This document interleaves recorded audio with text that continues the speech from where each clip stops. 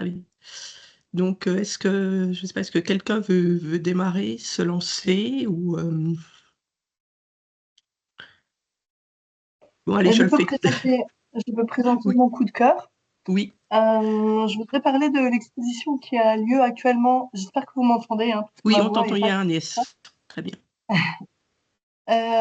l'exposition qui a lieu actuellement au musée Wurth et qui s'appelle la Bibliothèque Fantastique. Donc, comme d'habitude, c'est très intéressant au musée Wurth. Et ça a lieu du 6 octobre au 6 avril. Donc, vous avez encore le temps de vous y rendre. Et c'est intéressant parce que, bon, forcément, ça nous touche puisque ça parle de livres. Mais c'est le livre vu d'une manière tout à fait différente. Le livre en tant qu'objet, alors il y a des ouvrages d'artistes, des pop-up, la manière de mettre la poésie en espace.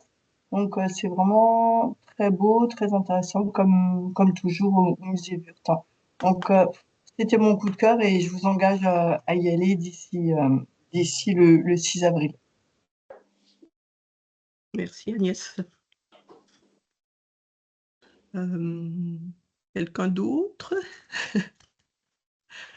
Bon, allez, je vous fais le mien alors. Alors, c'est un ouvrage dont j'avais déjà eu l'occasion d'évoquer auprès de mes collègues de Trüchtersheim. Alors, j'ai essayé de vous le mettre, je ne sais pas si vous voyez, qui avait une panne de chauffage à un moment donné. Donc, en fait, c'est le récit d'une expédition polaire qui a eu lieu à la fin du XIXe siècle, en 1897. Donc, en fait, un petit peu étonnamment, parce que c'est pas forcément le pays qui était l'expérience le plus maritime, c'est la Belgique. Donc, c'est un commandant belge qui a monté cette expédition. Donc, pour partir, le but était d'aller jusqu'au pôle sud et d'arriver à déterminer où se trouvait le pôle sud magnétique. Donc, ils sont partis au départ et finalement, ils sont restés 13 mois parce que très rapidement, ils ont été bloqués par les glaces. Et donc, alors, c'est presque un roman d'aventure, je dirais, parce que alors, déjà, voilà, le commandant belge, il a un impératif, on lui demande que l'équipage soit majoritairement belge, donc déjà, c'est pas forcément évident, parce qu'encore une fois, il n'y a pas vraiment d'expérience maritime, et puis quand même, bon, il est amené à recruter d'autres nationalités, donc c'est un peu un équipage de bric et de broc, du coup, et il y a, entre autres, le Amundsen, qui sera un futur grand explorateur polaire, qui est tout jeune, et qui lui compte bien voilà, engranger une expérience pour ses futures explorations. Et puis après, il y a un médecin, donc qui au départ, c'était pas celui qui était prévu et qui finalement, le médecin prévu au départ donnant, comment dirais-je, lâchant au dernier moment, ils en recrutent un autre qui est un Américain. Et grâce à lui, on va dire, ils vont quand même éviter le pire, parce que c'est un médecin qui a eu une expérience, avait déjà fait l'exploration polaire, donc il avait côtoyé des Inuits, il avait du coup appris un certain nombre de choses. Donc voilà, et c'est à la fois, oui, assez finalement haletant comme récit. En même temps, on est assez, comment dirais-je, vérifié par leurs conditions. Alors, comme je disais à mes collègues hein, de Trüchtersheim, vous voyez, à un moment donné, ils disent que leur température de confort, c'est 10 degrés. Voilà. Et toute l'expérience qui va être retirée comment dire, l'auteur s'est appuyé après, donc quand ils sont revenus, donc finalement, ils ont réussi à s'en sortir. Au bout du compte, il y a eu deux personnes, voilà, deux décès, parce qu'à un moment donné, en plus, voilà, le scorbut commence, voilà, comment dire, un certain nombre de membres d'équipage sont atteints du scorbut. Euh, Ce qui est étonnant, c'est qu'après, la NASA se servira de ces expériences pour préparer un petit peu leur expédition en milieu hostile. On va dire c'est vraiment le récit qui leur servira voilà, à préparer les futures expéditions spatiales. Voilà, donc ça s'appelle Cauchemar en Antarctique et c'est de Julian Sampton.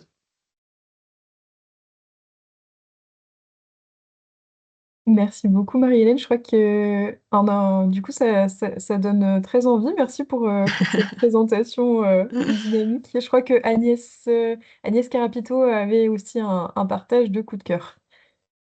Oui, alors moi je voudrais vous parler aujourd'hui du Casse-Noisette. Alors c'est vrai que c'est un ballet finalement un peu classique, intemporel, et qu'on peut voir actuellement à l'Opéra du Rhin à Strasbourg et à la filature de Mulhouse. Et donc, j'ai eu le plaisir de le découvrir hier soir et je vous recommande parce que c'est, voilà, en période de Noël, un peu de féerie, ça fait toujours du bien. Et c'est revisité. Donc, voilà, on retrouve quand même les repères du casse-noisette classique qu'on connaît, mais avec voilà, quelques petits changements et des aspects plus contemporains.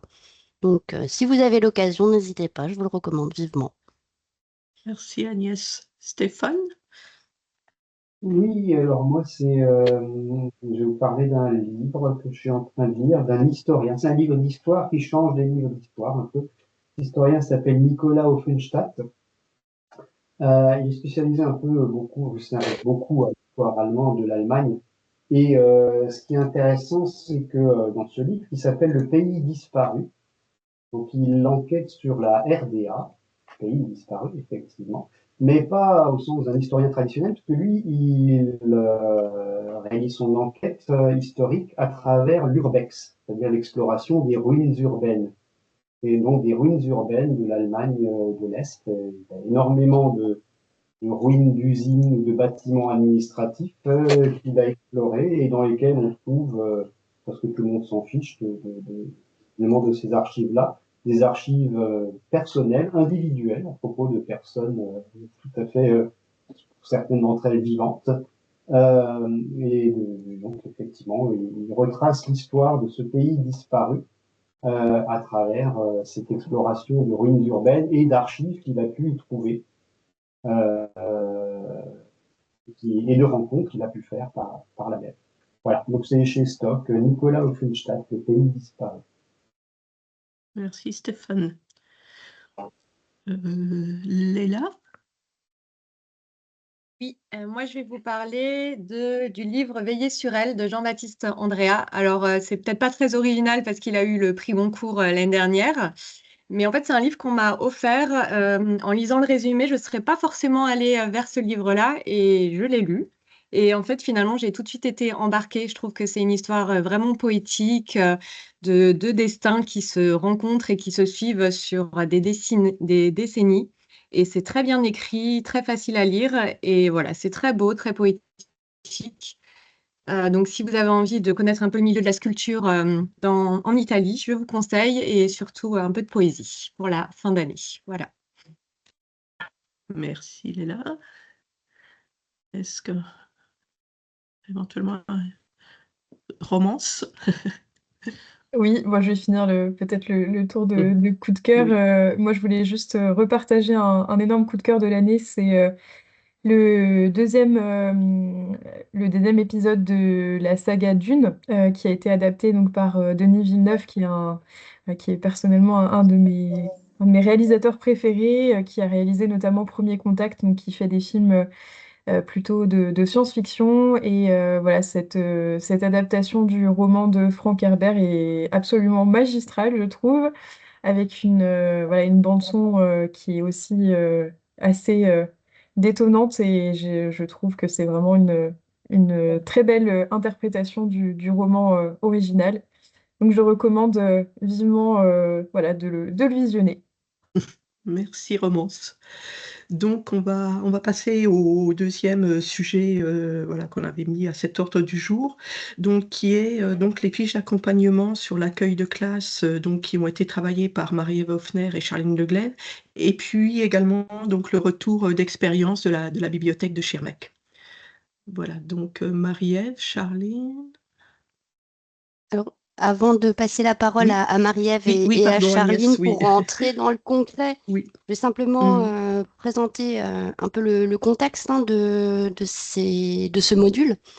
Donc, depuis le début de l'année 2024, la Bibliothèque d'Alsace accompagne les bibliothèques pour la mise en place d'animations culturelles en proposant des modules spécifiques, donc soit des modules qui ont été créés, travaillés, développés par les médiateurs et les médiatrices, ou alors, lorsque ce sont des demandes de bibliothèques, des demandes ponctuelles, ad hoc, il y a aussi la possibilité d'avoir cet accompagnement par l'équipe de médiateurs et de médiatrices.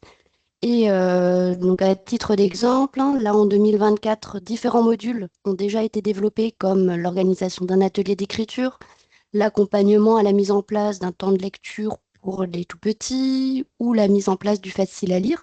Et là, on voudrait faire aujourd'hui un zoom sur l'accompagnement dans les accueils de classe, qui est quelque chose qui est quand même très fréquemment proposé dans les bibliothèques et les médiathèques.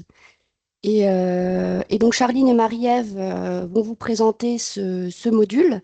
Et je remercie Audrey Nedelec de la bibliothèque de Schirmeck d'être présente ce matin aussi, qui a bénéficié de cet accompagnement et qui pourra témoigner de son expérience pour ce module. Donc, je laisse Charline et Marie-Ève enchaîner pour la suite.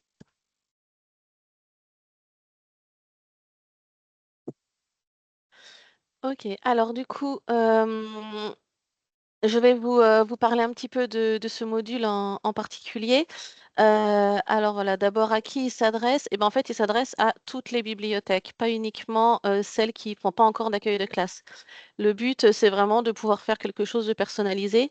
Donc, on s'adresse à la fois aux bibliothèques qui accueillent pas encore de scolaires, mais qui voudraient le faire, mais aussi celles qui le font depuis longtemps ou pas, et mais qui auraient envie de se renouveler ou de faire les choses différemment. Donc voilà pourquoi, eh ben, c'est évidemment pour mettre en place soit de nouvelles activités, soit pour les faire d'une façon différente. Et donc, pour vous, en tant que bibliothèque, la première chose à faire, si vous êtes intéressé par ce genre de choses, c'est de prendre contact avec le bibliothécaire référent, toujours. Et ensuite, nous, de notre côté, on reviendra vers vous. En premier lieu, on pourra d'abord convenir d'un rendez-vous téléphonique pour qu'on puisse déjà aborder un peu le sujet et voir ce que vous voulez entreprendre. Et ensuite, on peut soit vous envoyer des supports qui sont déjà prêts, soit vous faire quelque chose de plus personnel. Et s'il y a besoin, on peut se déplacer chez vous. Donc, soit pour vous voir en situation pendant un accueil de classe, ou alors pour vous aider à gérer le premier accueil de classe si c'est un début pour vous. Et donc, je vous parlais de supports qui sont déjà créés.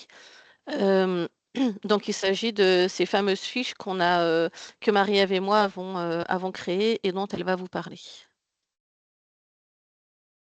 Ok, merci Charline. Donc voilà, pour revenir sur le contexte, on a été contacté par Audrey et Héloïse de Schirmeck, que nous avons rencontrés le 17 mai. Nous sommes déplacés avec Charline donc à Schirmeck pour assister. En fait, c'était un jour d'accueil de classe, justement. Et après ça, on a eu un temps de débriefing ensemble. Et on a gardé contact. Et puis, suite à ça, nous avons voilà, en discussion, nous avons estimé qu'on pouvait leur proposer en tout cas déjà 5 fiches thématiques, donc des fiches d'appui à l'accompagnement pour ces accueils de classe. Et donc là, elles sont identifiées. Donc, on avait proposé des fiches sur la BD et le manga en bibliothèque, des fiches sur les contes en bibliothèque, aussi des fiches sur les documentaires, des fiches qui parlent de la chaîne du livre et d'autres qui évoquent l'album jeunesse en bibliothèque. Sur cette dernière partie, cette dernière thématique, l'album en jeunesse en bibliothèque, c'était notamment parce que il y avait une demande de leur part, puisque des enfants étaient un petit peu pas trop soigneux des livres, et c'était de replacer aussi l'objet livre aussi pour le respecter, pour mieux le présenter aux enfants. Après, voilà, c'est des thématiques identifiées et qu'on leur a proposées. Et donc, on a travaillé sur des fiches en pensant, voilà, déjà quel est l'intérêt de ces fiches, c'est de proposer des idées. Alors, soit c'est des idées peut-être que les bibliothèques font des choses qu'elles mettent déjà en place, mais l'idée, c'était de trouver peut-être des choses dont on a moins l'habitude. Et donc, on a envoyé ces fiches au mois d'août. Donc, en fait, sur le mois de juin, juillet, on a travaillé avec Charline pour voir en fait qu'est-ce qu'on met dans ces fiches. Et donc, souvent, on commence par la définition de cette thématique, on met des mots-clés, des petites définitions. Justement, dans l'univers de la BD, du manga, peut-être, voilà, il y a des définitions et des mots vraiment propres à cet univers. Pour les contes en bibliothèque, Charline avait mis des auteurs phares de contes. Et après, dans les fiches, on évoque aussi soit des noms d'albums qui sont pertinents à lire, puisque souvent dans les accueils de classe, il y a une partie euh, qui est de lecture avec les enfants. Donc voilà des idées de noms d'albums, de livres ou de documentaires en lien avec la thématique. On y avait mis aussi des idées d'ateliers d'animation, aussi des liens vers des expositions empruntables gratuites ou payantes, des idées sur des outils de médiation que l'on propose à la Bibliothèque d'Alsace. L'idée de ces fiches aussi, c'est quand on les envoyait, elles étaient donc en dématérialisé, et donc on y a mis des liens, voilà, où on peut s'en servir pour aller voir sur des sites. Il y a aussi on avait mis des ressources en ligne, voilà, pour donner d'autres idées sur voilà, ces thématiques. On a aussi des fois mis les âges. En fonction des âges, on ne va pas faire tel type d'animation. Donc, on a aussi essayé de distinguer ça. Et voilà, je pense que c'est essentiellement... voilà, je ne voulais pas vous montrer les fiches dans la précision. Et c'est très... Enfin, que ça ne soit pas trop exhaustif, mais voilà, pour faire un petit tour de ce qu'on y a mis. Et pour le retour maintenant de Schirmeck, on va demander si Audrey est d'accord de nous faire son avis de est-ce que ça lui a été utile, qu'est-ce qu'elles ont pris, qu'est-ce qu'elles n'ont pas gardé, et puis surtout, voilà, comment elles ont pu les exploiter.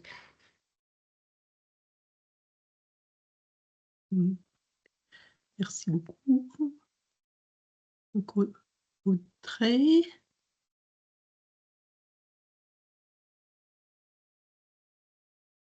Alors, je pense qu'il y a un petit souci de micro, parce que je vois Audrey Oui. parler, mais nous ne Ah. vous entendons pas, Audrey. Hmm. Oui, on n'entend toujours pas.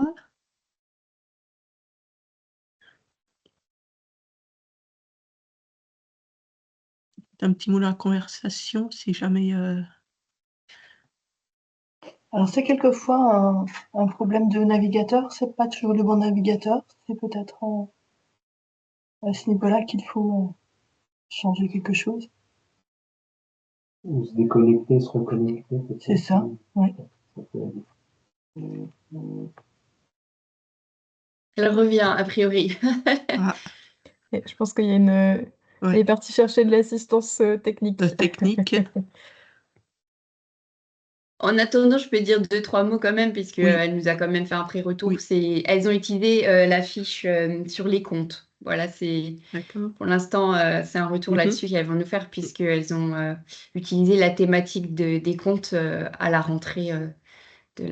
C'était en septembre-octobre là, de l'année dernière.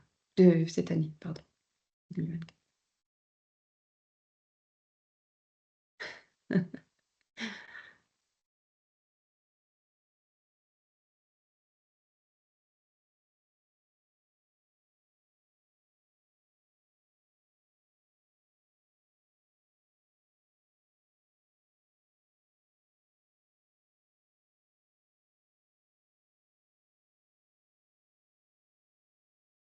Si en attendant, il y avait des Oui. questions sur ces fiches ou quelque chose en lien avec l'accompagnement des accueils de classe, n'hésitez pas.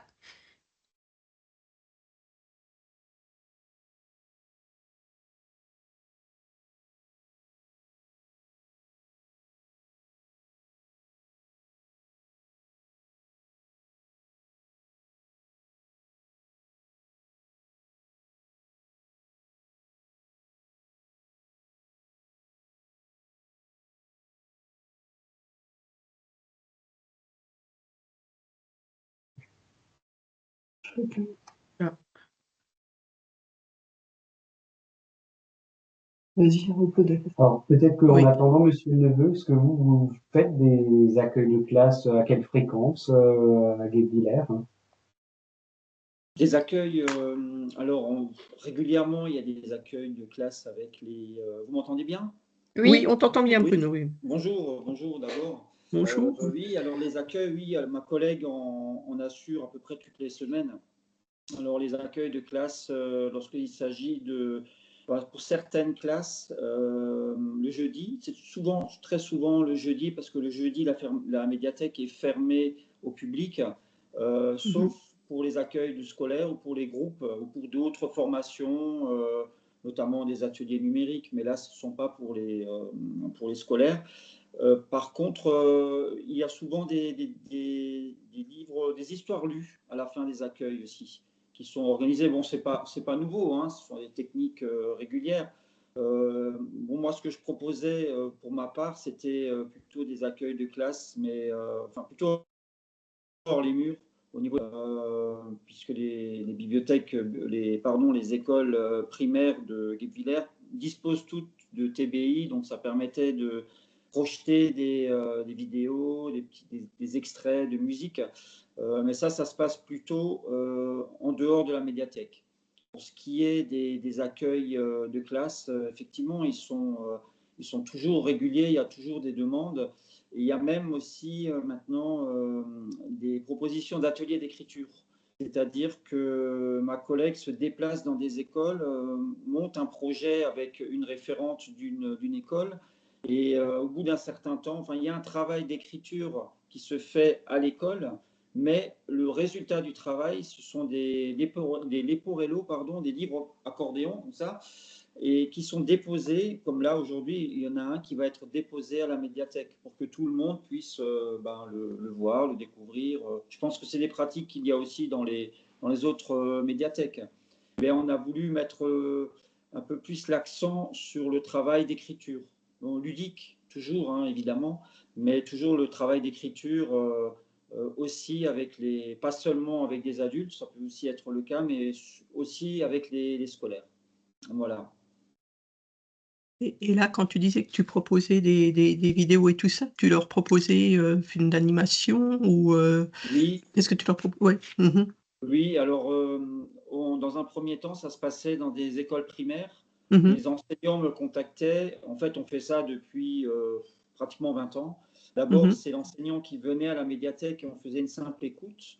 Ensuite, pour changer un peu, le fait d'avoir un TBI permettait d'expliquer, alors ça peut être la musique classique, tout style de musique, mais ça leur permettait de travailler aussi leur observation de l'image, c'est-à-dire lorsque par exemple il y avait un instrument d'un orchestre qui se rajoutait, il y avait des gros plans sur certains instruments, on faisait des arrêts sur image, on leur demandait de réagir, je ne leur passe jamais de vidéo pendant 3 minutes d'affilée. Ouais. Ça dure 1 minute, vraiment.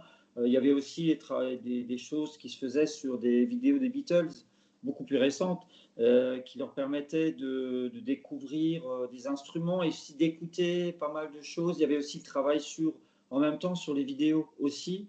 Donc ça, c'était vraiment intéressant. Et c'est des interventions qui pouvaient durer, selon les classes, jusqu'à 45 minutes. Donc ça durait plus longtemps qu'un accueil qui pouvait avoir lieu à la médiathèque, parce qu'il y avait aussi des échanges. Après, il y avait aussi un axe fort, c'était la chanson française. Ça, c'était très demandé. Et on a continué avec la chanson française. En fait, on a la chance d'avoir pas mal d'archives au niveau de l'INA, des choses comme ça. Ça permet de faire découvrir vraiment des artistes à des classes qui ne connaissent pas forcément. Mais bon, à la fin de ces accueils, il y a toujours une séance où on leur demande quand même leur coup de cœur. Il faut aussi qu'eux interagissent, parce que s'il s'agit de donner des noms d'artistes qu'ils ne connaissent pas forcément, bon, ok, c'est bien, mais ils aiment bien aussi pouvoir intervenir et proposer leur propre musique. Voilà. Et alors là, on s'est aussi dirigé vers des accueils plus courts en direction des maternelles. Là, c'est vraiment des découvertes d'instruments. à partir d'un visuel qui comporte des instruments de musique. On leur fait uniquement écouter. Par contre, là, on travaille beaucoup moins, pas de vidéo avec les maternelles. On travaille plus avec le côté musical. On leur demande d'écouter pendant 30 secondes un instrument. Je leur montre les images de différents instruments. Il faut qu'ils devinent. Voilà. D'accord. Et ça, c'était plutôt dirigé vers les maternelles. D'accord. Merci Bruno. Donc je vois que malheureusement, oui, la médiathèque de chez Maca nous a mis effectivement un petit mot pour dire qu'elle n'arrive pas, voilà, à faire fonctionner son micro. Oui, et donc bon, On peut quand même passer à la slide d'après, puisque j'ai quand même eu très bien, l'explication merci d'Audrey. Marie-Ève. D'accord, Aussi, en merci. attendant qu'elle fasse un retour par écrit dans la conversation, Parfait, merci elle m'a quand Marie-Ève. même expliqué qu'elles se sont appropriées la fiche, donc comme j'ai évoqué au sujet des comptes.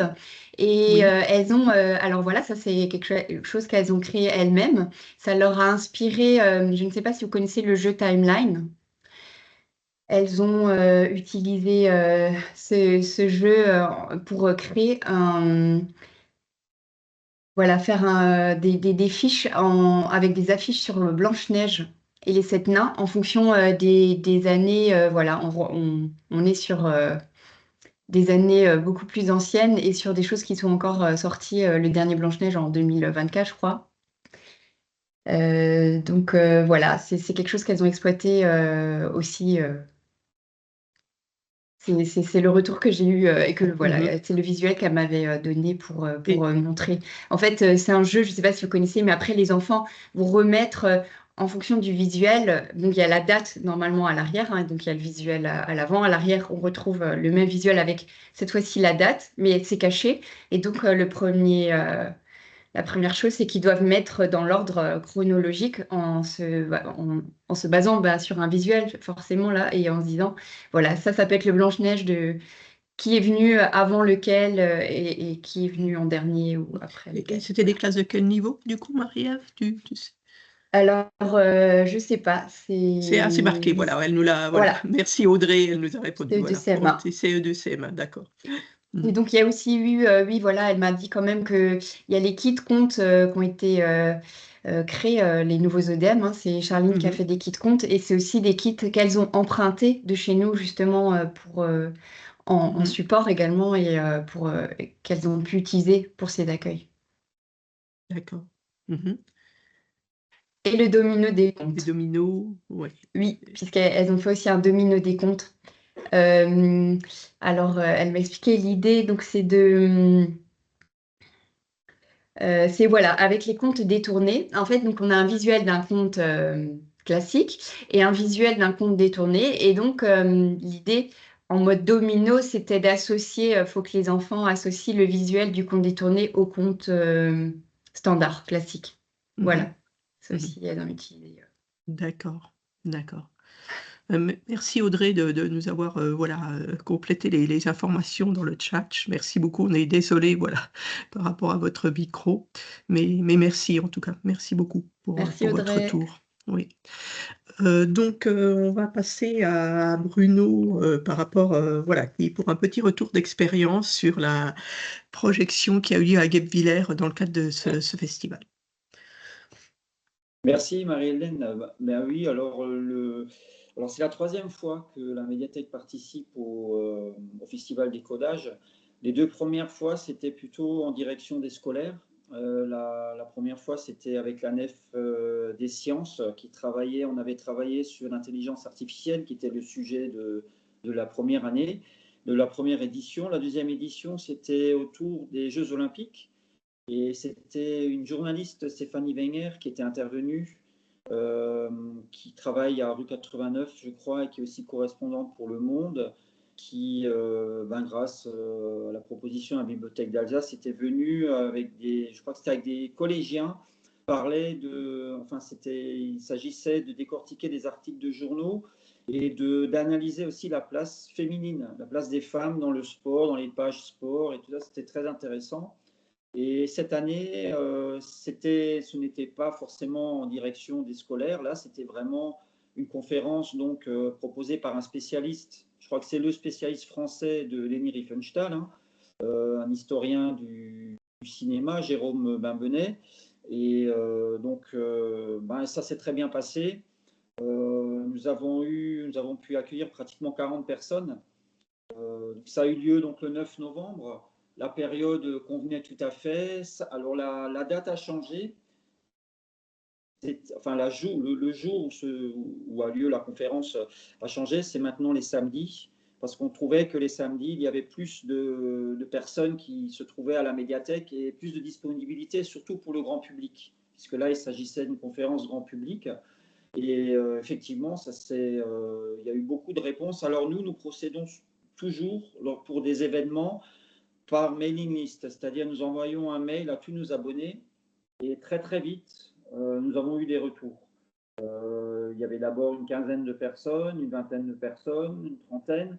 Et aussi, ce que je voulais même dire, c'est qu'on a eu l'aide du service communication de la ville qui donc fait suivre toutes ces informations sur la page Facebook de la ville qui a une beaucoup plus grande audience et qui permet d'être plus visible dans la vallée de Guebwiller et puis au-delà évidemment parce que voilà, ça peut toucher tout le monde. Et donc il y a eu une conséquence, ça a donné des effets, ça a permis de faire venir encore un peu plus de monde. Voilà, et c'est aussi ce service communication qui permet aussi de contacter la presse. Donc voilà, ça c'était intéressant. La conférence a duré en tout et pour tout 1 heure à peu près. Ce qui était aussi apprécié, je pense, c'était les extraits vidéo, parce qu'il y avait des extraits vidéo concernant les films de Leni Riefenstahl. Et alors il y a eu aussi je pense que c'était une coïncidence, parce que quelques jours plus tard, une semaine plus tard, il y avait un film documentaire, un autre film documentaire concernant Leni Riefenstahl qui a été diffusé, projeté à Guebwiller dans le cadre du festival Augenblick. Voilà, on a pu informer les gens de cet événement.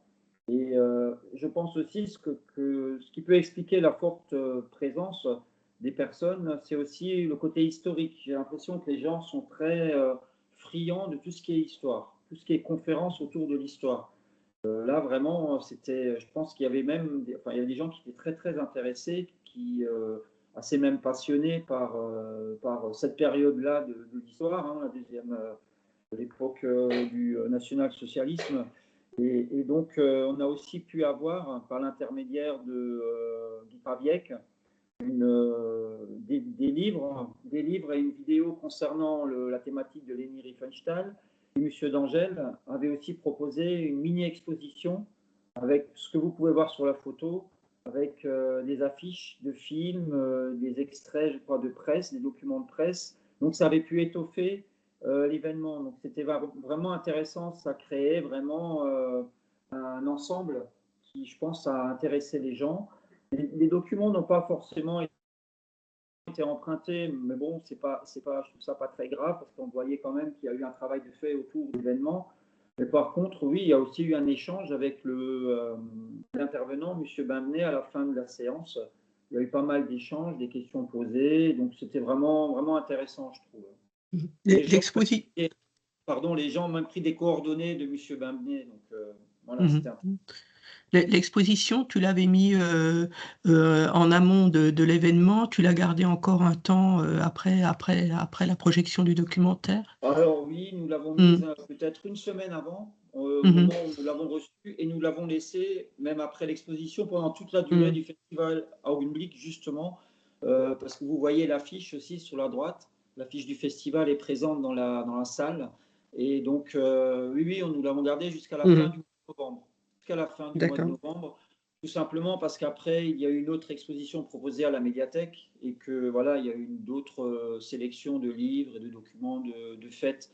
Mais vraiment, ça s'est bien passé. Alors, notre jauge au niveau de la salle, elle est d'environ entre 40 et 50 personnes. On l'avait mise à 40 pour cet événement. Voilà, et on s'était pratiquement atteint, c'était pratiquement complet. Hein, donc, on était satisfait vraiment de tout cela et vraiment les échanges étaient aussi intéressants vraiment. Et puis l'intervenant était tout à fait intéressant. Il a pris, voilà, c'était vraiment bien. Et le mailing, tu le fais combien de temps à peu près avant Oh l'événement? là, c'était facilement. Là, j'ai pris un peu les devants, 3 semaines, facilement Mhm, trois mhm, semaines avant, pour ensuite pouvoir répercuter si par exemple nous n'avons pas beaucoup de retours. Tout de suite, je fais une information au service communication pour qu'il rajoute une information, rediffuse l'information. On le fait vraiment d'une manière graduelle. mhm, Et voilà, on s'informe entre nous pour rendre compte du taux d'inscription, par exemple, de la conférence. mhm. D'accord. Merci beaucoup, Bruno, De rien, pour merci à vous, ce hein. retour. Merci. Et donc, je vais passer la parole à Léla, voilà, pour présenter le comité ado. Merci Marie-Hélène. Alors, je vais vous faire un petit retour sur la reprise du comité ado. Certaines bibliothèques et certains d'entre vous connaissent déjà le comité ado. Il avait déjà lieu il y a à peu près 1 an et demi, 2 ans avant la réorganisation de la bibliothèque d'Alsace, sur le secteur sud, avec des professeurs documentalistes des collèges et des bibliothèques du secteur. Donc le comité ado, ben, qu'est-ce que c'est? C'est une instance en fait de rencontre entre des professionnels et bénévoles qui travaillent dans les bibliothèques ou des professeurs documentalistes et des agents de la bibliothèque d'Alsace. Et c'est une occasion en fait de se réunir plusieurs fois par an, autour en fait du public adolescent et de comment, ben, attirer le public adolescent, comment le faire venir en bibliothèque, comment le rendre, acteur aussi. Du coup, l'objectif, c'est vraiment de, se rencontrer entre professionnels et bénévoles, de, construire des actions, d'échanger, de voir ce qui marche chez les uns et les autres, et aussi de parler, ben, de l'édition, des collections, à destination du public adolescent. Donc ce qu'on souhaite, pour le comité ado, c'est qu'il y en ait un dans le sud Alsace et un dans le nord Alsace, mais qu'on puisse aussi se rencontrer en plénière, hein, avec les 2 comités ensemble. L'objectif, c'est de se rencontrer à minima 2 fois par an et 1 fois en visio. Et le comité va reprendre donc l'année prochaine, au mois de mai, pour la première rencontre, donc avec une rencontre pour le sud Alsace le 13 mai et pour le nord Alsace le 20 mai. Donc, pour ces premières rencontres, on propose que ce soit dans les locaux de la bibliothèque d'Alsace, mais rien n'empêche pour les membres du comité de nous accueillir lors de sessions. Pour l'inscription, vous pouvez le faire, via le portail si vous êtes intéressé pour participer au comité, et si jamais il y a des soucis au niveau du portail pour l'inscription, vous pouvez aussi me contacter directement, par mon adresse mail. Donc c'est, leila.winterberger@alsace.eu. Du coup, pour vous faire un peu un déroulé, des sessions du comité, elles ont lieu en fait, durant toute une matinée. Elles sont, donc moi je serai présente lors des premiers comités, et ce sera aussi avec, mes collègues de la Bibliothèque d'Alsace, donc Marie-Ève Hoffner qui est, médiatrice, et Céline Rigal qui est, bibliothèque, chargée des collections. Du coup, ce qu'on souhaite lors de ces comités, c'est parler un peu de l'évolution de l'édition ado, de présenter aussi un peu nos coups de cœur, et Marie-Ève en fait, et Céline prépareront aussi pour le premier comité, la reprise, une bibliographie de 4 ouvrages qui seront à lire, si possible, avant le comité pour pouvoir en échanger. Et pour les autres sessions, les prochaines réunions, ce qu'on proposera, c'est que chacun puisse aussi proposer des ouvrages, des sélections auxquelles il aimerait échanger lors du comité. Donc on pourra parler donc de ces livres, de ces documents-là.